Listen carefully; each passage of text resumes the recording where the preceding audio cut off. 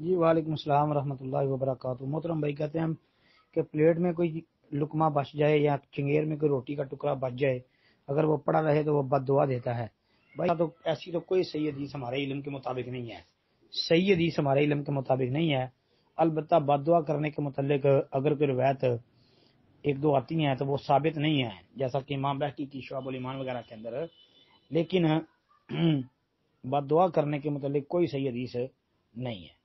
البتہ ایک حدیث صحیح مسلم کے اندر موجود ہے 2033 نمبر پر، جابر رضی اللہ تعالیٰ عنہ حدیث کے راوی ہیں، وہ کہتے ہیں نبی علیہ السلام کو میں نے فرماتے ہوئے سنا، آپ نے فرمایا شیطان تمہارے ہر معاملے میں حتیٰ کہ کھانے کے وقت بھی حاضر ہوتا ہے، جب تم میں سے کسی سے لقمہ گر جائے تو اسے صاف کر کے کھا لے اور اس سے شیطان کے لیے نہ چھوڑے، فارغ ہو جائے تو اپنی انگلیاں چاٹ لے، کیونکہ وہ نہیں جانتا کہ اس کے کھانے کے کس حصے میں برکت ہے۔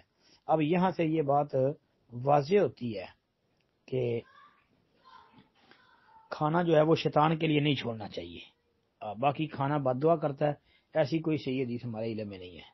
السلام علیکم ورحمۃ اللہ وبرکاتہ۔